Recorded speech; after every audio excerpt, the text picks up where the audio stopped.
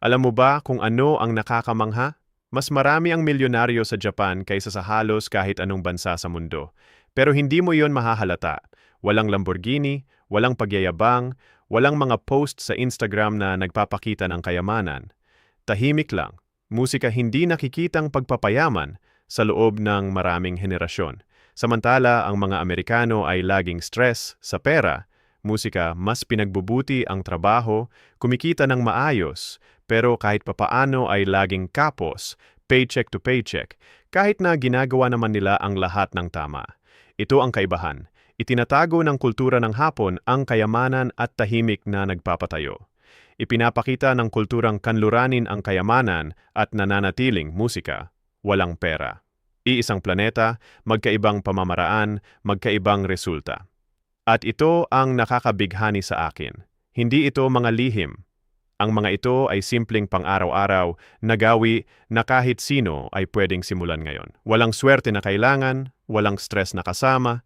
Siyam na gawi lamang na tumulong sa Japan na bumangon mula sa literal na abo tungo sa isang musika, makapangyarihang ekonomiya. Manatili ka dahil ibabahagi ko ang siyam na gawi na ito. At ang panghuli, ito ay lubos na nagbago ng aking pananaw sa pera. Kung pagod ka na sa maingay at walang perang pamumuhay, pindutin ang subscribe at magkomento ng Quiet Wealth. Kung handa ka nang magsimula ng maliliit na pagbabago ngayon, magkomento, musika, ng Kaizen. Ngayon, ipapakita ko sa iyo ang unang gawi na nagpabago sa aking relasyon sa pera. Number 1, Kakeibo, ang Mindful Money Journal. Sige, unang gawi. Ito ay tinatawag na Kakeibo, musika, at umiiral na ito mula pa noong 1904. Sa esensya, ito ay isang talaan ng gastusin sa bahay kung saan isinusulat mo ng manual ang bawat gastos. Oo, alam ko ang iniisip mo. May app na para dyan. Pero ito ang bagay, musika. May epekto ang pagsusulat nito na iba sa pag-type. Karamihan sa mga Amerikano ay walang ideya kung saan napupunta ang kanilang pera. Seryoso, tanungin mo kung saan napunta ang kanilang sweldo at ang sagot mo ay, ewan ko, parang musika naglaho na lang. Mga subscription. Mga biglaang bili na akala mo maliit lang. Mga order sa DoorDash na kalaunan ay lumalaki pa sa upa. Ang pera ay nawawala sa isang black hole. Pinipilit ka ng kakeibo na harapin ang katotohanan. Isusulat mo ang bawat bili sa 4 na kategorya. Survival, gaya ng upa at groceries. Optional, gaya ng streaming service na hindi mo ginagamit sa loob ng 6 na buwan. Culture, gaya ng mga libro at karanasan. At extra, na karaniwang nangangahulugang, bakit ko ba ito binili?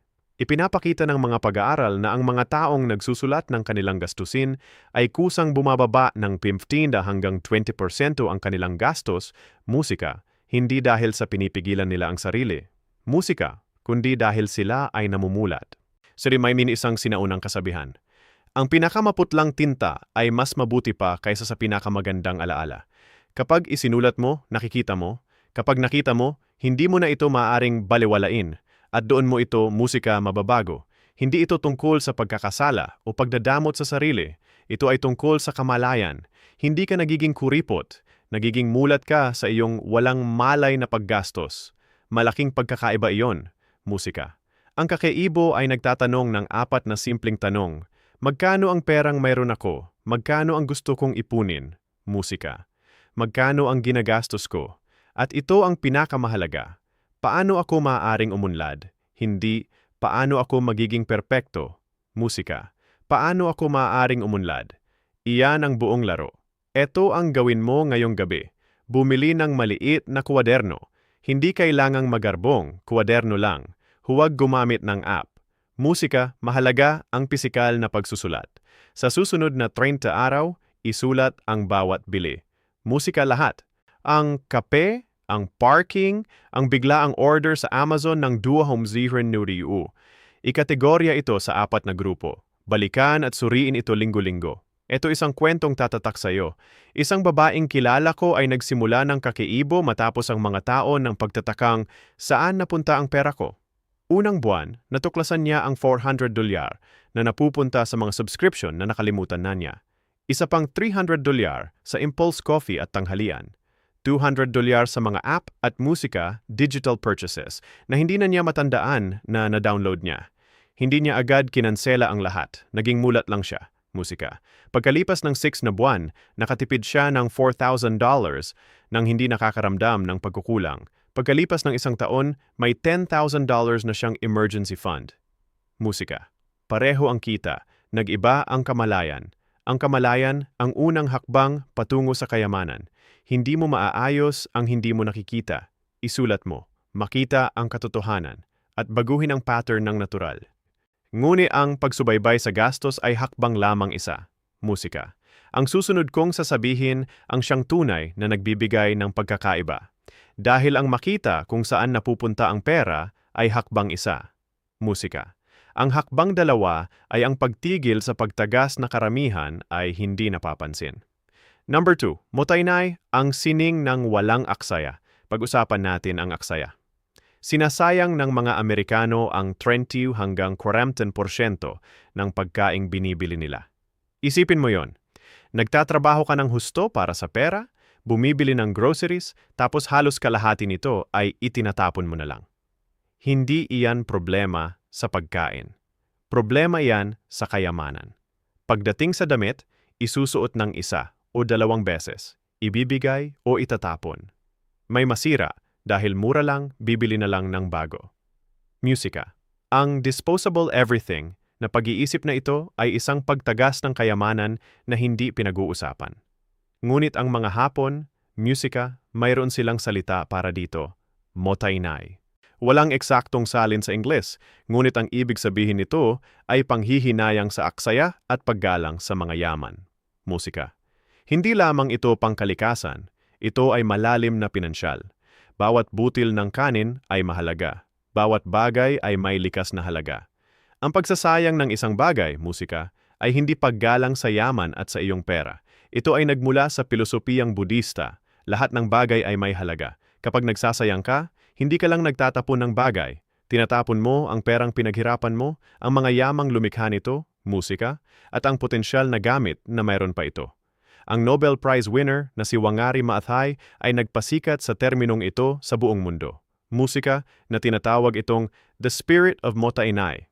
Ito ang matematika na hindi ginagawa ng mga tao.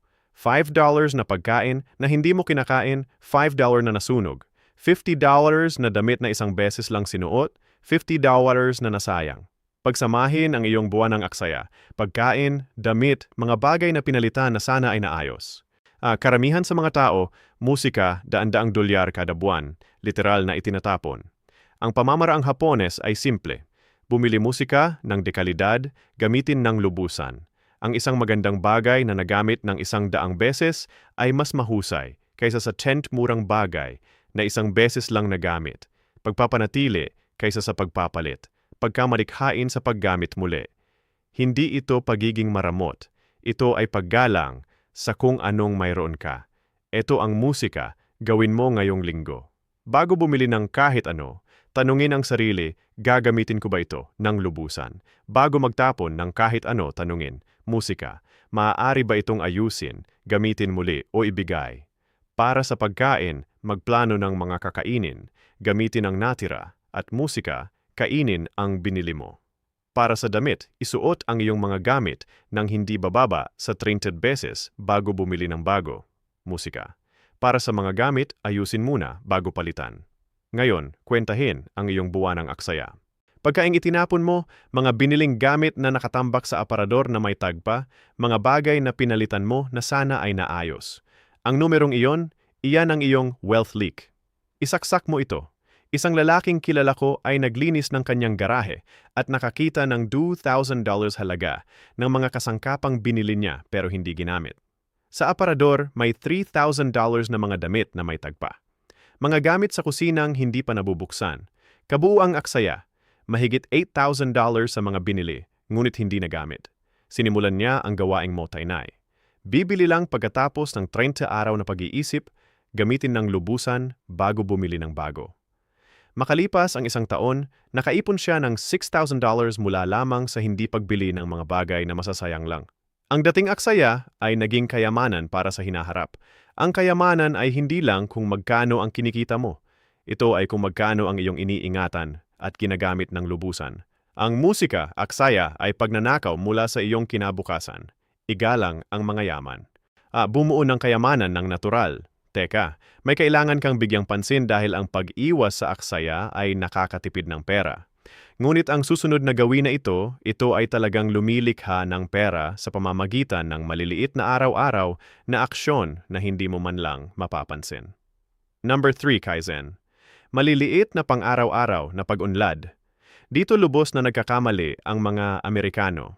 Gusto natin ang agarang tagumpay, ang engrandeng pagbabago.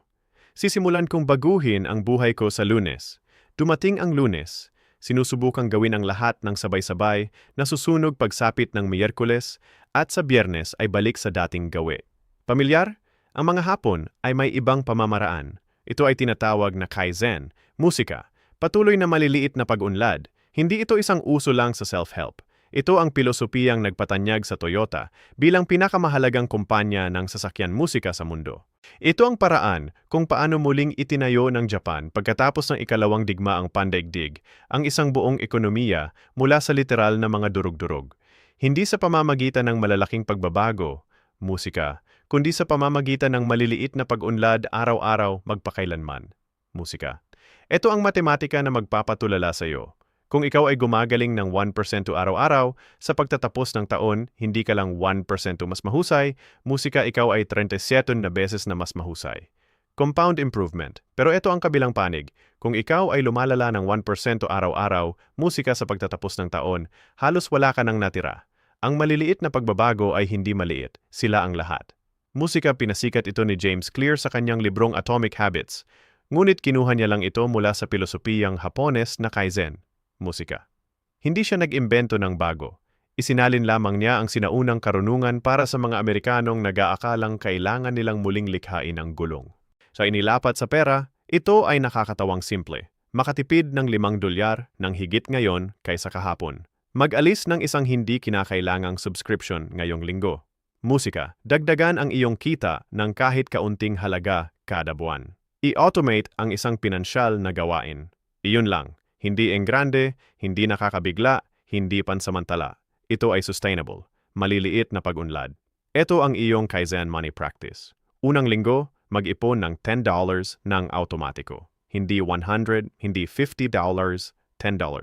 Ikalawang linggo, gawing $15, ikatlong linggo, $20.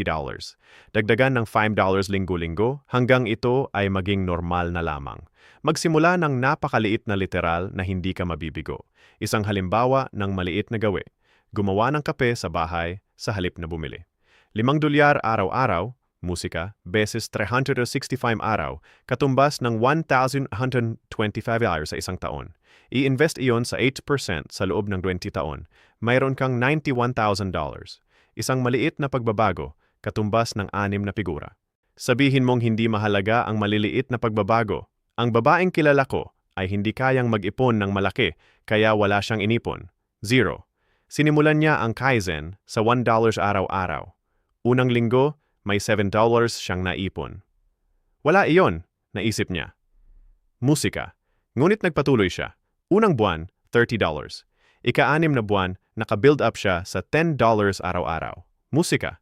Unang taon, $2,500 na ipon.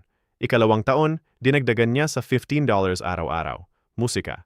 Makalipas ang 5 taon, may $35,000 na siyang emergency fund na nagsimula sa $1. Pinagsama-sama ng Kaizen ito tungo sa seguridad pinansyal. Ang maliliit na pagbabagong tuloy-tuloy ay tinatalo ang malalaking pagbabagong pinababayaan sa bawat pagkakataon. Ang pag-unlad ay hindi musika, pagiging perpekto. Ang mas mabuti ay tinalo ang perpekto. Magsimula ng maliit, manatiling tuloy-tuloy, panoorin itong lumago. Ngunit iyon ay ang mekanika lamang ng pag-unlad. Musika. Ito ang nagtutulak sa mga pag-unlad na iyon.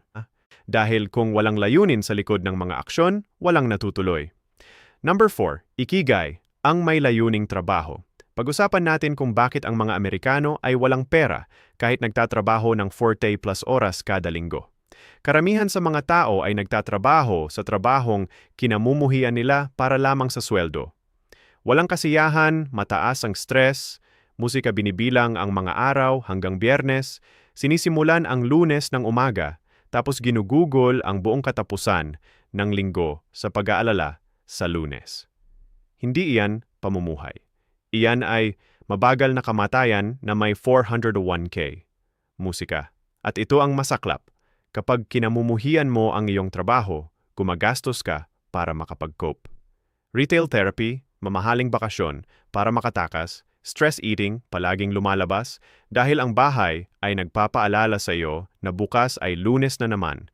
Ang golden handcuffs ay humihigpit, musika. Hindi ka makaalis dahil ang iyong pamumuhay ay nangangailangan ng iyong kita. Ikaw ay nakulong. Ang mga Haponas ay may konsepto na tinatawag na ikigai, ang iyong dahilan ng pagiging. Ito ang interseksyon ng apat na bagay. Kung ano ang iyong minamahal, kung ano ang iyong kahusayan, kung ano ang kailangan ng mundo, at kung ano ang maaaring magbayad sa iyo. Kapag ang apat ay nagtagpo, iyan ang iyong ikigai. Musika. Iyan ang dahilan kung bakit ka bumangon sa umaga. Sa Okinawa, isa sa mga blue zone sa mundo kung saan ang mga tao ay regular na nabubuhay ng lampas 100 taon, wala man lang silang salita para sa retirement. Hindi ka nagre-retiro sa iyong ikigai. Ginagawa mo ito hanggang sa ikaw ay mamatay ng masaya. At ito ang nakakabaliw. Ipinapakita ng mga pag-aaral na ang mga taong may layunin ay gumagastos ng mas mababa sa mga mekanismo ng pag-cope. Musika. Kapag mahal mo ang Lunes, hindi mo kailangan ng retail therapy para mabuhay ito. Musika. Hayaan mong ipinta ko ang dalawang larawan. Maling landas. Mataas ang kita sa trabahong kinamumuhian mo. Kumikita ka ng malaki, pero kinamumuhian mo ang Lunes hanggang Biyernes. Gumagastos ka para makapag-cope sa stress. Hindi ka nagkakaroon ng sapat para makaalis dahil ang iyong pamumuhay ay katumbas ng iyong kita. Ikaw ay nakulong sa isang mahusay na pinagkakakitaang kulungan. Tamang landas, nakatugma ang trabaho sa iyo. Musika. Siguro mas maliit ang kita sa simula, pero mahal mo ang iyong ginagawa. Hindi mo kailangan ng cope spending dahil wala namang dapat i-cope. Mas mababang stress ay nangangahulugang mas mababang stress spending. Nagtatayo ka ng kayamanan mula sa kasiyahan, hindi mula sa pagkonsumo. Eto, kung paano mahahanap ang iyong ikigai. Ano ang mahal mong gawin? Musika. Ano ang likas mong kahusayan? Ano ang kailangan ng mundo? At ano ang kayang magbayad sa iyo? Ang overlap ang iyong sagot. Magsimula ng side hustle sa lugar na iyon. Buuin ito habang pinapanatili ang iyong kasalukuyang trabaho. Mag-transition kapag handa ka na. Isang lalaking kilala ko ay kumikita ng $80,000 sa korporasyon. Kinamumuhian ang bawat segundo. Retail therapy, tuwing weekend, 500 plus kada buwan. Mga bakasyon para makatakas, $5,000 taon-taon. Stress eating, isa pang $300 buwan-buwan. Kabuuang halaga ng coping, mahigit $11,000 taon-taon. Natagpuan ang kanyang ikigai sa pagtuturo ng part-time. Kumita ng $45,000 sa unang taon. Bumaba ang coping spending sa halos zero. Musika. Namuhay ng mas masaya sa mas maliit na kita. Ikatlong taon, kumikita ng $60,000 sa paggawa ng kanyang minamahal. Nakatipid ng $15,000 taon-taon. Sa dating buhay, kumikita ng $80,000. Walang naipon, miserable araw-araw. Binabawasan ng layunin ang paggastos kapag mahal mo ang Lunes, hindi mo kailangang gamutin ang sakit sa pamamagitan ng mga musika binili. Ang kasiyahan ay mas mura kaysa sa pag-cope. Number 5. Wabi-sabi, pagyakap sa di kasakdalan. Ito ang ginawa ng social media sa atin. Yung nagsiscroll tayo sa mga perpektong buhay, perpektong bahay, perpektong kotse, perpektong lahat. At pagkatapos, titingin tayo sa ating sariling buhay at iisipin, hindi sapat. Kaya ano ang gagawin natin? Gumagastos tayo sa walang katapusang renovation, nag-a-upgrade ng mga kotseng perpektong, gumagana pa, pinapalitan ang mga kasangkapang gamit pa, hinahabol ang pagiging perpektong Instagram-worthy na wala naman sa totoong buhay. Ang mga Hapon ay may lubos na kabaligtaran na pilosopiya. Ito ay tinatawag na wabi-sabi. Musika, ang paghahanap ng kagandahan sa di kasakdalan. Ang matandang kahoy ay may karakter. Ang basag na palayok ay may kwento. Simple, di perpekto, musika, hindi kumpleto. Doon matatagpuan ang tunay na ganda. Ito ay nagmula sa Zen Buddhism at sa tradisyonal na tea ceremony kung saan ang isang simple, bahagyang di-perpektong mangkok ay itinuturing na mas mahalaga kaysa sa isang marangya, perpektong tasa. Inilapat sa iyong mga gamit, ito ay malaking pagbabago. Hindi mo kailangan ng perpektong bahay. Hindi mo kailangan ng pinakabagong kotse. Hindi mo kailangan ng walang kamaliang aparador. Ang mayroon ka ay sapat na. Ang gasgas sa iyong mesa ay hindi kapintasan. Ito ay karakter. Ang mas lumang sasakyan ay hindi nakakahiya. Ito ay isang maaasahang kaibigang may kasaysayan. Ang simpleng bahay ay hindi kulang. Ito ay sapat. Hayaan mong ipakita ko ang kaibahan. Ang pag-iisip ng Amerikano ay, ang bahay mo ay dapat perpekto. Kaya palagi kang nagre-renovate.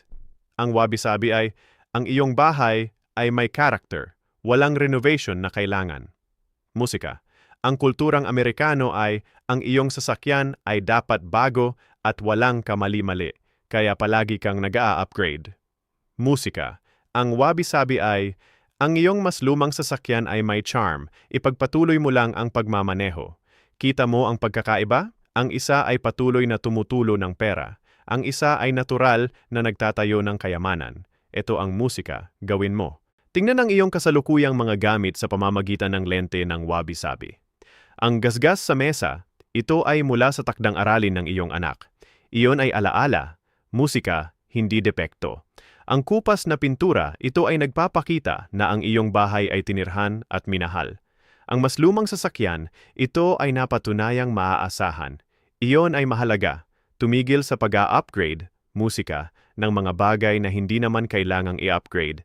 At sa totoo lang, i-cancel ang Pinterest, HGTV, at Instagram kung musika. Ang mga ito ay nagpaparamdam sa iyo na ang iyong meron ay hindi sapat. Ang paghahambing ay ang magnanakaw ng kasiyahan, at ang kasiyahan ay literal na pundasyon ng kayamanan. Isang mag-asawang kilala ko ay gumastos ng $30,000 sa renovation ng kusina dahil ito raw ay luma na. Natapos nila, tumingin sila sa bagong kusina ng kanilang kapitbahay. Nakaramdam muli ng pagkaluma. Gumastos ng isa pang $15,000 para sa mga update. Hindi pa rin kontento. Kabuuang nasunog, $45,000. Pagkatapos natuklasan nila ang wabi-sabi, musika. Ang kusina namin ay gumagana ng perpekto. Ang mga bakas ng paggamit ay nagpapakita na ito ay tinirhan. Ang di kasakdalan ay karakter. Tumigil sila sa pagre-renovate. Ang $45,000 na iyon, kung ininvest nila, magiging $120,000 sa loob ng 20 taon. Pinili nila ang pagtanggap kaysa sa pagiging perpekto. Nagtayo ng kayamanan sa halip na ituloy ang imposibleng pamantayan. Ang pagiging perpekto ay mahal. Ang kasiyahan ay kayamanan. Ang